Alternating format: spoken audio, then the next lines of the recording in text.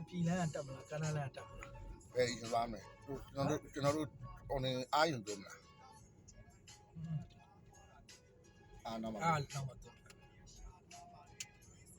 ပုံနာပြလှည့်တယ်လေ ဒီဘက်ကနေပြန်ဆက်မယ် ဒီဘက်ဆက်ပါ ကနန်းလန်းကဆက်မယ်ကနန်းလန်းဆင်းပြီးတော့ကျွန်တော် ဘုံတော်ဖြတ်လိုက် ပူတော်နေတော့ ဘုံတော်ဖြတ် အဲ့လို ပြပြီးကျွန်တော်တို့တူနာပြဖြတ်တယ် ဘုံနဲ့ပြန်ဆက်တယ်ဟုတ်လားမလား ဟုတ်တယ်အဲ့ဒါဟိုဘက်နဲ့ဒီဘက်ကွာလာတယ်နော်တိုက်တယ်ကွာသွားတာ ဟွာလေတိုက်ခါ အားမစားဟိုဘက်ကနေဟိုမှာပြေးဒီဘက်မှာမရှိ ဟိုဘက်ကမြောက်ဘူး ဟိုဘက်ကပဲ ဒီဘက်ကရန်ကုန် ရန်ကုန်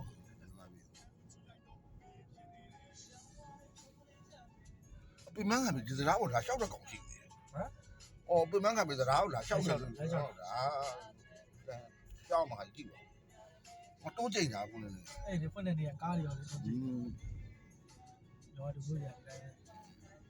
နိုင်ကြတာထိုင်ရည်နေမှာနော်။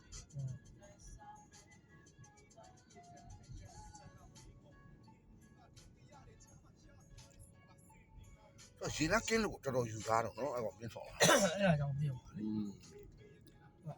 နေကြီးတွေတင်မိုးကြီးတွေရဲ့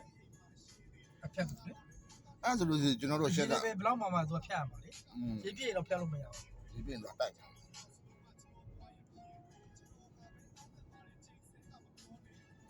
ကိုတလာစစ်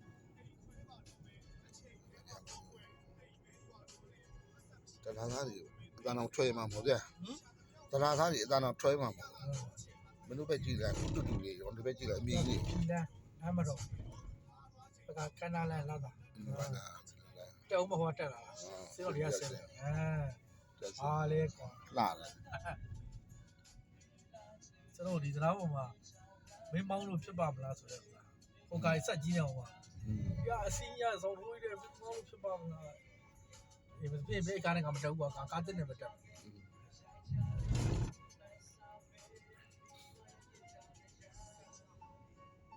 ဟုတ်တယ်တော်မြင်